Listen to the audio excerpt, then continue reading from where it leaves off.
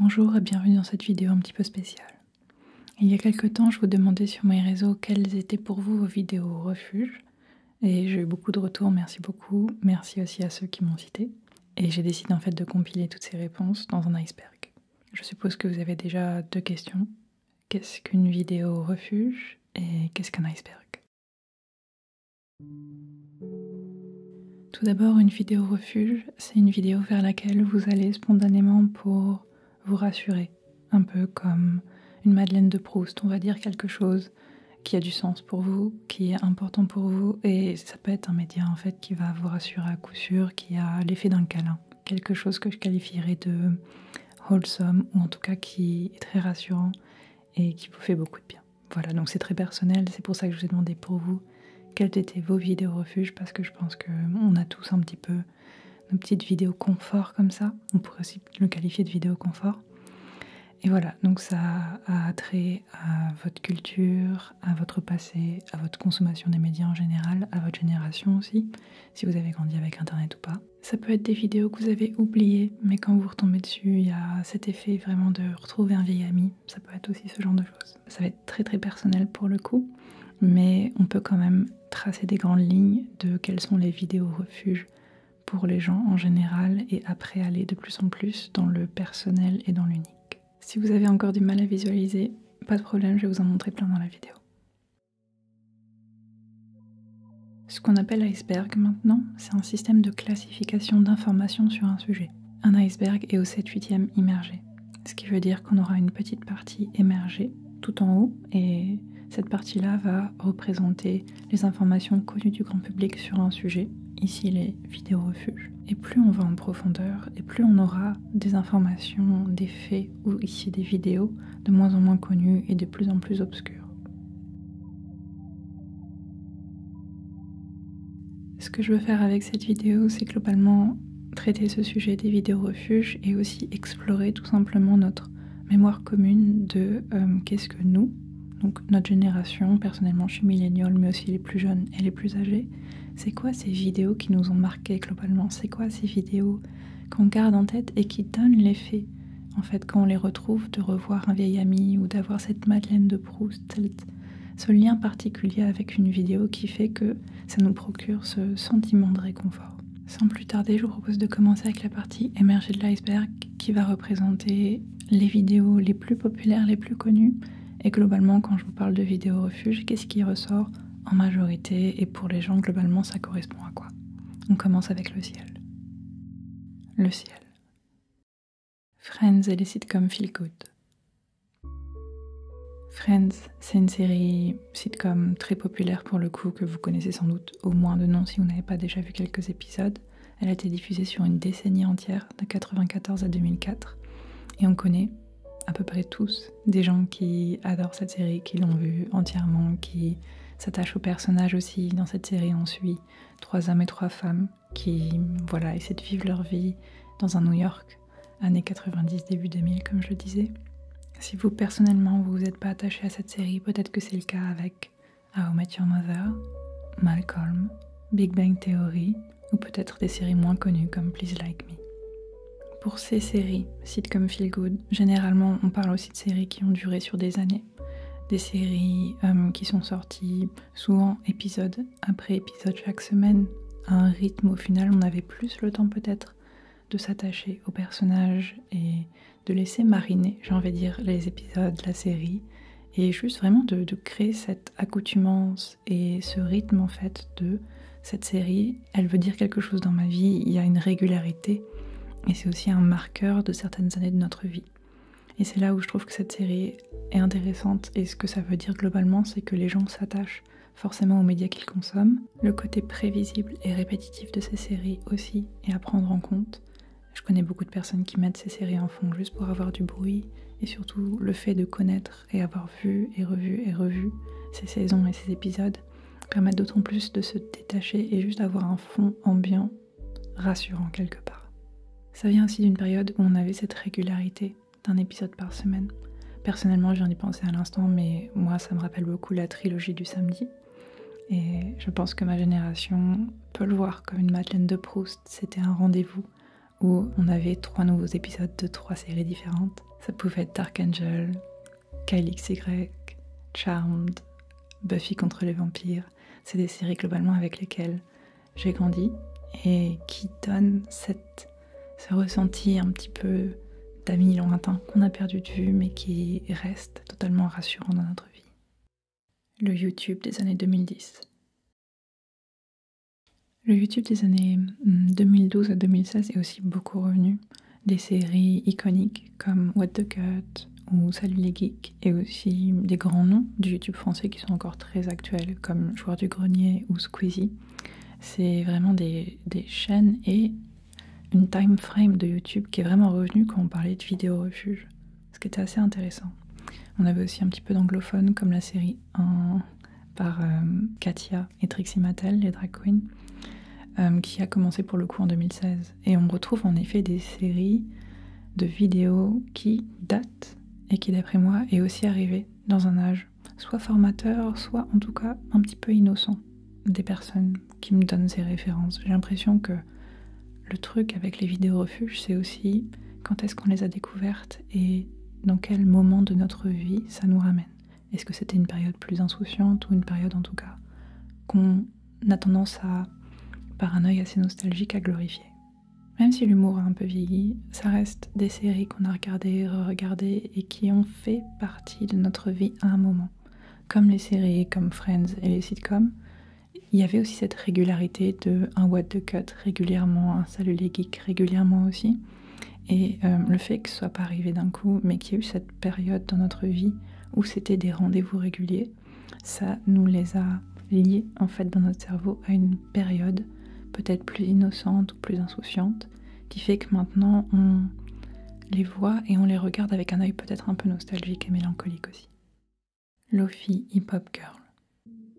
Depuis 2017 et de manière quasi ininterrompue, il est possible sur YouTube de retrouver la Lo-fi hip-hop girl quand on en a besoin, souvent à mettre en fond pour travailler, parce que cette radio diffuse une musique assez répétitive, assez douce, qui va juste meubler, pendant que derrière on peut en effet faire autre chose, comme travailler, comme faire ses devoirs. Et en visuel, on aura cette Lo-fi hip-hop girl qui va elle aussi travailler avec nous dans un univers assez rassurant, doux et cosy. Pour beaucoup, c'est devenu le rendez-vous quand on doit travailler pour se sentir aussi un peu moins seul. Pour moi, c'est aussi à mettre en lien avec les vidéos Study With Me sur YouTube ou les vidéos Pomodoro, où au global, on aura quelqu'un qui travaille pendant 25 minutes. Et c'est tout le système du Pomodoro en fait. Tu travailles 25 minutes, tu fais une pause de 5 minutes et tu peux reprendre derrière. Et c'est intéressant que cette vidéo soit sortie en vidéo refuge, parce que autant elle émane une énergie très douce et zen, quelque part calme, on va dire, sereine, mais en même temps c'est souvent quelque chose que l'on sort pour travailler, pour essayer d'être productif, et pour autant ça n'a pas empêché aux gens de vraiment la voir comme un refuge quand on a besoin de se détendre. La musique lo-fi hip-hop est presque hypnotisante à ce niveau-là et permet de rester dans un flux et dans une sérénité artificielle pour réussir à être productif. Donc globalement, voici les thèmes qui sont revenus le plus fréquemment quand je vous demandais quelles étaient pour vous vos vidéos refuges. Maintenant, on va descendre d'un niveau et on va aller dans les eaux claires de l'iceberg. Les process détaillés de création et de réparation. Pour les process détaillés de création et de réparation, j'ai l'impression qu'il y a aussi un truc assez satisfaisant à avoir quelqu'un qui a des connaissances, qui vous l'explique pas à pas. Et ça sera presque allié à la ASMR aussi, mais il y a le côté satisfaisant de se laisser porter, éteindre son cerveau et juste écouter, et avoir aussi cette bienveillance naturelle de la personne qui va essayer de te faire comprendre ce qu'elle est en train de faire. En plus de ça, il y a en effet ce côté satisfaisant de la chose qui va être faite pas à pas, méthodiquement, scrupuleusement et en détail, et juste avoir en fait la joie de voir la chose bien faite à la fin. Pour ce thème, on a beaucoup de chaînes différentes, que ce soit sur TikTok ou sur YouTube. Typiquement, on m'a particulièrement cité I Like to Make Stuff et Simone Giertz. La vulgarisation scientifique de notre enfance. Alors pour ce thème, moi j'ai directement pensé au professeur qui décide pour un cours de sortir la télévision, le magnétoscope et juste de balancer un documentaire. Et il y avait un peu ce truc très calme de cours presque sieste où t'avais juste à regarder la cassette et à écouter et à être sage. Et je trouve que c'est un moment refuge pour beaucoup de personnes. Personnellement aussi, j'ai grandi avec Fred et Jamie. Et au final, c'est une série qui a duré très très longtemps, qui a duré de 93 à 2014. Donc je pense que ça a vraiment été une pierre angulaire dans la vie de beaucoup de petits francophones.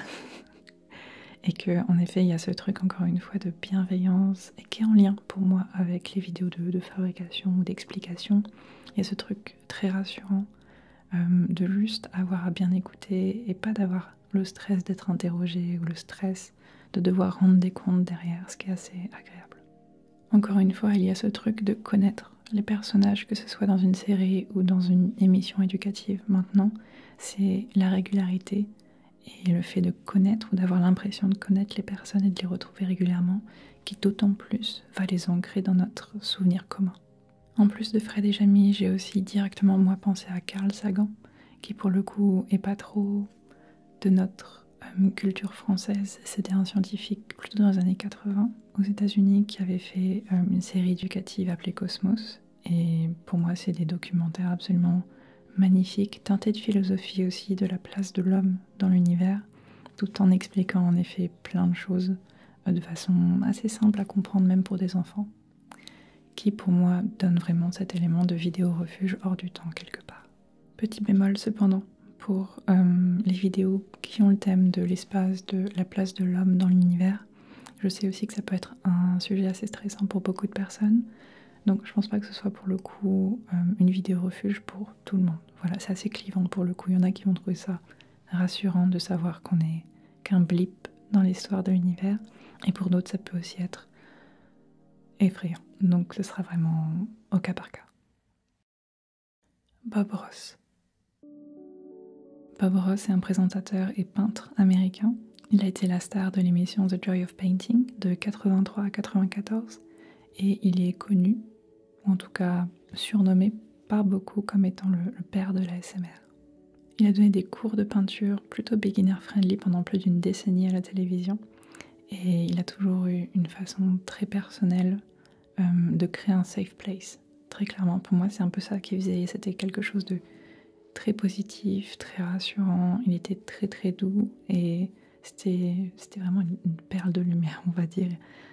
Il disait toujours qu'il n'y avait pas d'erreur, que des happy little accidents. Et il y avait toujours une façon de voir la chose très positive parce que quand tu te lances, imagine, dans la peinture, au début, moi je sais que j'aurais très peur d'être nulle ou de faire des trucs qui sont nuls globalement, ou de faire un truc qui ne vaut pas la peine d'être fait. Et il avait vraiment cette bienveillance et cette façon de dire aux gens, voilà, que au final, c'est rien de sorcier, qui va montrer pas à pas comment il fait les peintures. Il était toujours très rassurant, très positif comme ça.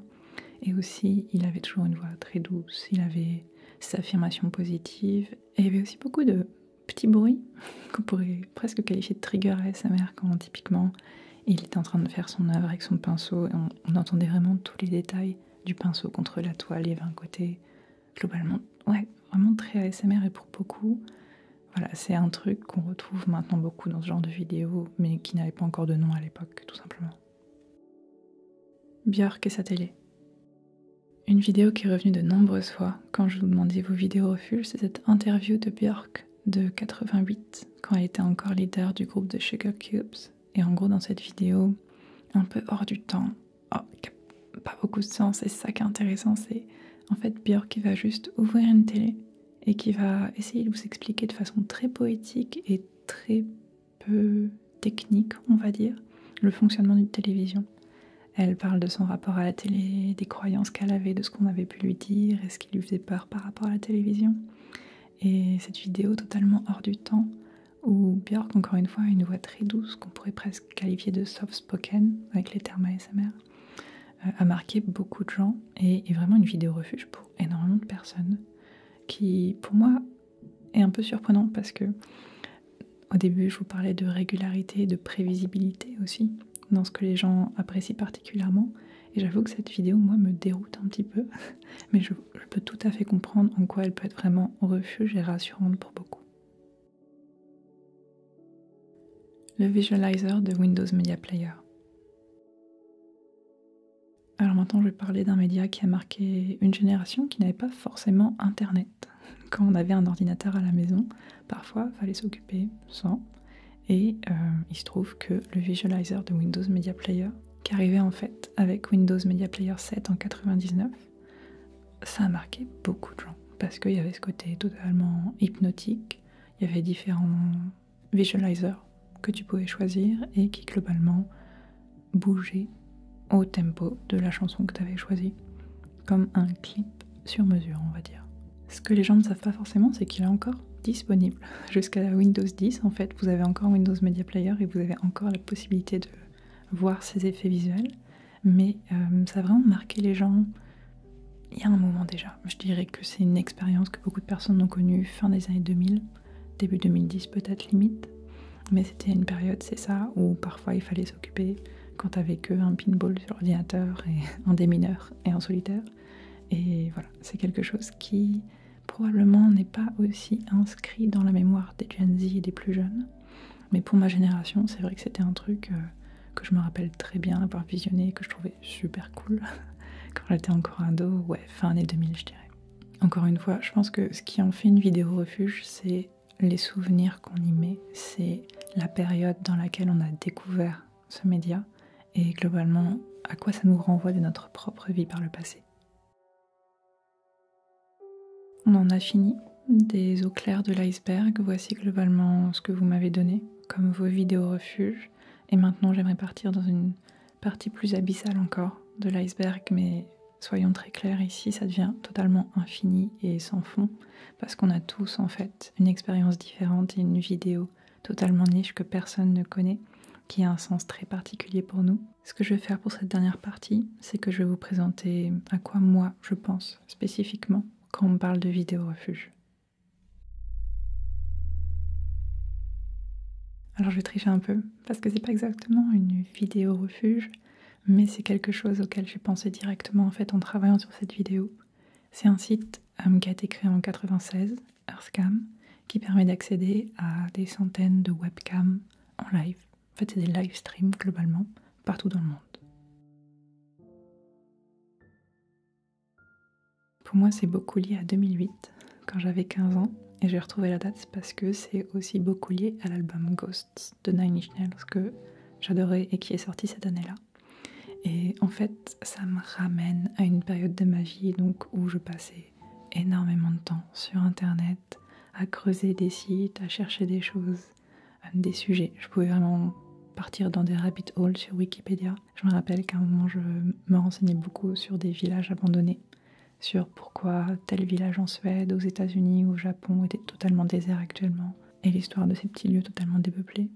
Je regardais aussi ces webcams, et ce que j'aime beaucoup, c'est qu'il y avait beaucoup de webcams de nature, et il y en a encore, ce site existe encore d'ailleurs, où on peut voir des lacs aux États-Unis ou à l'autre bout du monde, on peut voir qu'il fait nuit là-bas alors qu'il fait jour ici. Et il y a ce truc que je trouve extrêmement apaisant, de voir globalement la vie de loin. Il y a aussi des webcams dans la ville, il y a aussi des webcams, oui, où on voit des zones très densément peuplées avec plein de gens, et de le voir de cette façon-là, un peu comme un oiseau, ça donne un peu cette distance et cette impression de sérénité qui permet un peu de take a step back et de s'éloigner un petit peu de la vie et de tout ce qu'elle a de stressant. Et je saurais pas trop comment l'expliquer, mais je trouve que ces vidéos refuges, c'est souvent quelque chose en effet qui est lié à notre passé, ou en tout cas qui nous donne cette impression de revivre ce moment où on peut lâcher prise, où on peut s'éloigner de la brutalité de la vie, on peut juste fermer nos cahiers, mettre notre tête sur notre petite table et regarder le documentaire que le professeur vient de sortir, et un truc très reposant d'enfin lâcher un petit peu prise sur notre vie. Pour conclure, tous ces sentiments de prédictabilité, de bienveillance, d'être choyé, c'est quelque chose qu'on retrouve énormément dans la ASMR et qu'on essaie d'émuler par les vidéos. Et voilà, il faut se dire que le vivier d'idées et d'histoire et d'inspiration, il se trouve ici, il se retrouve dans toutes ces vidéos refuges qu'on a connues, et c'est lié forcément pour moi à un moment du passé où on était plus jeune, où avec le recul qu'on a maintenant, où on se sentait en sécurité et où on se sentait protégé. Et c'est ça qu'on cherche beaucoup en tant que créateur et créatrice, c'est de réussir à émuler ça maintenant dans nos vidéos. Et voilà, je trouvais ça intéressant de faire une vidéo hommage à bien des aspects, à ce thème des vidéos refuges, et aussi à la personne qui m'a totalement inspiré la vidéo, qui s'appelle Feldup. Coucou. Voilà, donc dans tout le style, dans la présentation de la vidéo, dans son déroulé, c'était une vidéo hommage à Feldup. Si vous connaissez cette chaîne, bah typiquement, vous n'êtes pas surpris. Mais voilà, je voulais faire une vidéo un petit peu spéciale aujourd'hui. Et j'espère que le thème vous a plu, j'espère que voilà, ça vous avez fait plaisir. Encore une fois, voilà, j'ai repris les codes de Feldup ici. Je vous recommande énormément sa chaîne si vous aimez tout ce qui est vidéo d'horreur, on va dire, vidéo un petit peu flippante et musique aussi. Voilà, donc c'est une chaîne que j'apprécie beaucoup, que je regarde beaucoup en ce moment et j'ai été très inspirée. Voilà, je voulais rendre hommage à ma façon. Donc j'espère que ça vous a plu. Dernier petit point aussi, quand on parle de vidéos refuge, vous m'avez aussi beaucoup parlé de creepypasta et de vidéos un petit peu de crime. Donc voilà, je me suis dit que d'autant plus ça faisait le lien avec l'univers de Feldup. Je pense que c'est tout pour aujourd'hui. Merci à vous d'avoir regardé et on se voit très vite. Salut!